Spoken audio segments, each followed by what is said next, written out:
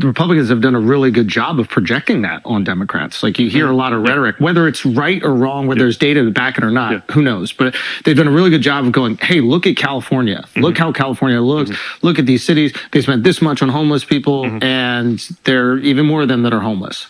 Right? And look at San Francisco. Look what's happening. People moving out. In this video, we're going to watch Andrew Schulz whitewash a real situation. No, I'm just joking.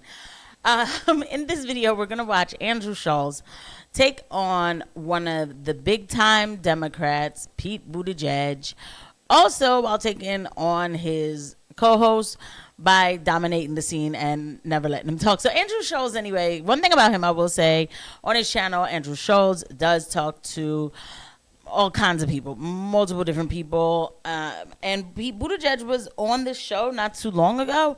I know some people on the left were angry about that. Some people on the right were angry about it. It's just people can do whatever they want, right? So it's just kind of ridiculous a little bit. But Andrew Schulz is going to dominate the conversation and eviscerate some of the lies that the left does tell, while his co-host just basically take orders from Andrew Schulz. I'm sorry.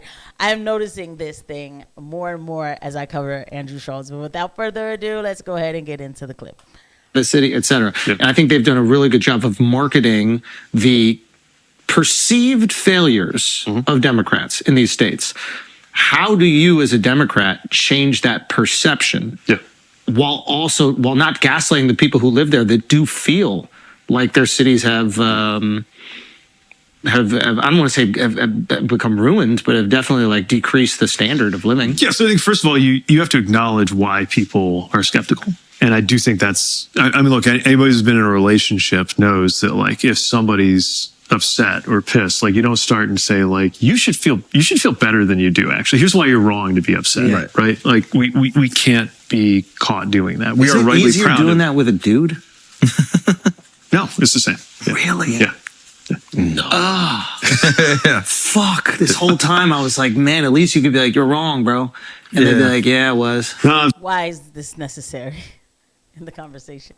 You see, this is what I mean. This is why we're not. You know what it is for me? I think that I with Andrew Schulz, like a lot of people say Andrew Schulz is like, oh, hip and base and everything. Andrew Schulz is still a Democrat. Like he's still a leftist, right? So when we on the right, we're making fun of people to judge for, which by the way, anyway. Some of the pictures were just disgusting. I don't care. There were weird things happening. So the left, like Andrew Schulz, thought we were crazy. So a lot of times I find that people just all of a sudden will add somebody to the group without, just immediately they're just added to the group. But it is what it is. It's okay. Other than that, guys, please don't forget to hit the like and subscribe button and the notification bell while we keep continuing to look at this clip. Sorry, my side's got a lot to offer, but it's that part. That part's the same. There's no loopholes in relationships. Yeah. Damn. Okay, please continue. Where was I? So part of it's kind of that approach. Part of it is to demonstrate the things that are going well or that can be done well. So we're talking about crime, right, in cities. And you would think if you watch like the Republicans that like every city is a like hellhole of crime. Now, if we respond and we're like, what crime? Then, like, obviously, when you got like people getting pushed into the subway and you've got carjacking stuff, it's going to sound like we're just making shit up. If, on the other hand, we point to the fact that like Boston is at something like a 70-year low in the murder rate there, or we point to the achievements in Denver under their mayor there about tackling some of the hardest problems in the world, like homelessness and housing. And having lived that as a mayor in a largely low-income community, like that is one of the hardest things that people working in government can ever try to solve, right? And there are people who are doing it well, and most of those people, in my experience, are Democrats. Now, they may not be like Washington Democrats or like federal, like congressional part of our party, but because I think the folks who are saying like government got this wrong, which might be true any number of times, what they're really saying is like the policies of this person in government got it wrong, but they don't have an answer. Their answer is burn it all down, right? If we haven't solved poverty, their answer is we're going to slash Medicaid, which is what the Republican budget moving through Congress right now will do, is slash Medicaid. Medicaid may not be perfect. In fact, I know for a fact, like many issues come up in the way it's administered, the way people have access to it. But I also know for a fact that if your answer to that is just to cut out a bunch of poor people, or VA, like any veteran can tell you, the horse. Okay, let me stop this man right here. Because, see, this is why with, again, Andrew Schulz. Now, you see the co-hosts, they're not even saying anything. It's annoying to listen to somebody lie and not get stopped in their lie. Okay? Now, I'm so not jaded anymore. And again, we're talking about the clip, right? Pete Buttigieg, when they say that they're going to take people off of Medicaid, it was explained to me that it wasn't taking people off of Medicaid more than it was making sure people have jobs. So it's like there's going to be parameters for the free money. Ever since I was 13, I thought that was normal. Bill Clinton had a pretty good package that he was trying to do where it was like, you can't be on this stuff forever. And while you're on it, you need to be looking for a job. You need to be doing something to better yourself. And then people came and said, no, that's too harsh. No, that's not too harsh. It is supposed to be like, all of this welfare and stuff like that is supposed to be like something to boost you up, like to help you in hard times, not to stay in it forever. Pete Buttigieg says, oh, they're just going to get rid of the Medicaid altogether. Do you really think that if they were going to get rid of Medicaid 100% altogether, that there would not be a bunch of leftists outside, hell, or even people on the right outside, like literally protesting, or turning cards like, y'all really cut me off completely? No, there will be parameters.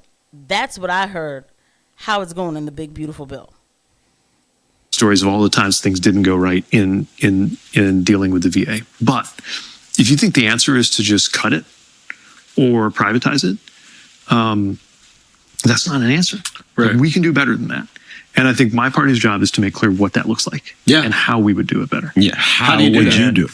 Well, I would follow the lead of some of these mayors we're talking about who are solving some of these problems in a more localized area. City governments that make systems work better in ways that complicated federal systems like Social Security or like VA. No, I mean, how would you get the messaging out? How would you help people realize good things are actually happening?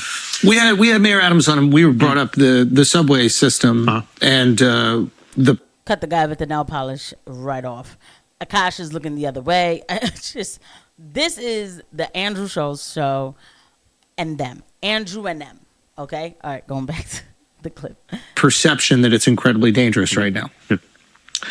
And he was like, it's the safest it's been in X amount of years. He gave examples for, crimes being down. Now, there's other ways to like fudge these crime numbers.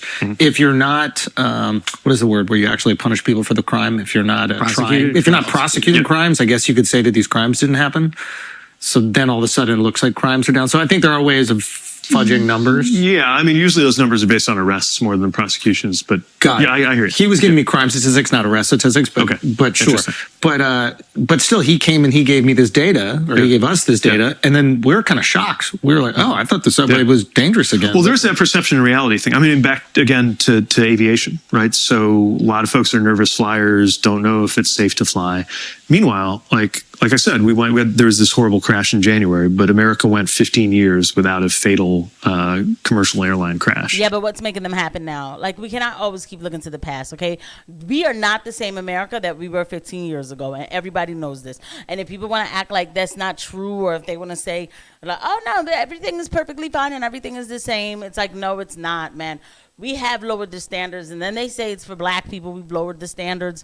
This is why I wish I could talk to some of these leftists sometimes. I hate the notion of like lowering the standards for diversity, because I don't think that people are innately born with a problem. I think if you really, really want something, you need to work hard for it, period. Okay, and that's just it. With that said, just to be like, oh, well, we didn't have any crashes in 15 years. Okay, but I live in a city where the plane literally fell from the sky 5 minutes from my house. Okay? So we need to figure out why this type of stuff happens, or have we lowered the standards too far? I can tell you in the medical field, they have been lowered a little too. Guys, just take care of yourself. With that said, too, the other thing about the crime is I love how Democrats would be like, well, no, I have stats and there's no crime going on here. Listen, we're just not going to report on it, because that's what they said about Philadelphia. We're not going to report on it because it's a little racist. Once again, for the black people, this is ridiculous. Okay, but none of y'all live in the hood. If it's so amazing and there's just nothing going on, why don't you move to the hood? Why don't you campaign in Nicetown? I've never seen anybody go to these, like, you don't even know what I'm talking about. Those that are listening, I just can't stand the gaslighting. I really can't. Meanwhile, like the number of people who are going to die today in car crashes is basically the same as the number of people you can fit into a 737. And yet most of us Every day. every single day, 40,000 people a year. Yeah. Ish. Yeah. Same as gun violence, roughly. Wow. And yet most people feel safer when they get in a car. Yeah. Especially if they're the ones driving. You're on the ground. You have some level of control. Yeah. But the Going at a reality lower is speed. your life is in way more danger. Yeah. Right. Absolutely.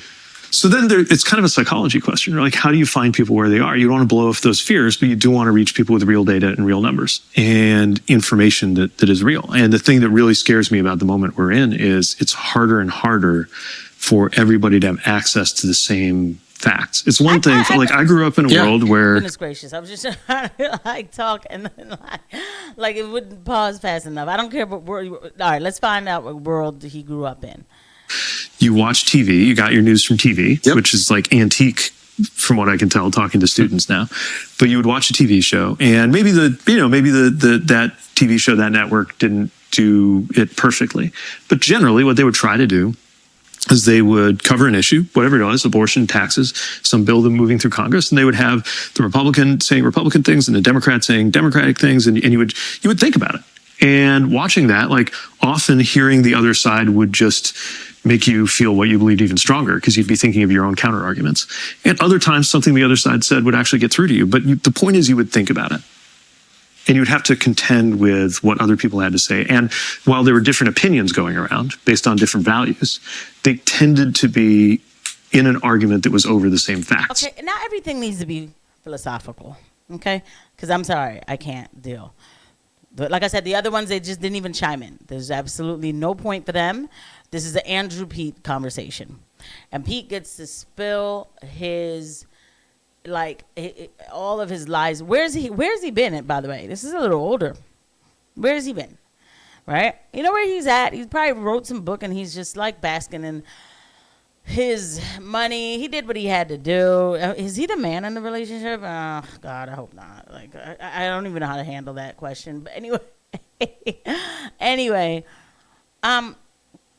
he's talking about, you watch TV, you got it from the TV, and then you guys had a real conversation. Yeah, they weapons of mass destruction that's in the television too, okay? I do like, clearly, I'm on YouTube. I like alternative media. I like a discussion. I do. Because somebody needs to look at these people in the face and say, like, it's not about, look, you feel like you're unsafe? That's fine. We have a stat for you to tell you you're not. Somebody just mugged you for your purse and everything. Listen, you're tripping because I have a stat for you to tell you that it's okay. People don't want to hear your numbers when they feel unsafe. That's the thing about these type of establishment leftists. You know, they turn the conversation to like where you're talking about something like this because obviously they're on Law and Order, and they make it seem like you're mean for wanting people to be safe. Somebody like me, I'll come up and tell them, if they say to me, well, no, but the crime has gone down. Yeah, because you've changed the variables in reporting it. But the fact is, the grandmoms are still telling me they're afraid to sit outside on their front porch because they don't want to get a stray one in their back, right? Okay, you live to be 79 and you can't even have lemonade in your front porch in the morning, outside your own house, right? Okay, that's a problem. And America's a first world country, shouldn't be like that, right? Okay, I'll see you guys at the next one. Bye.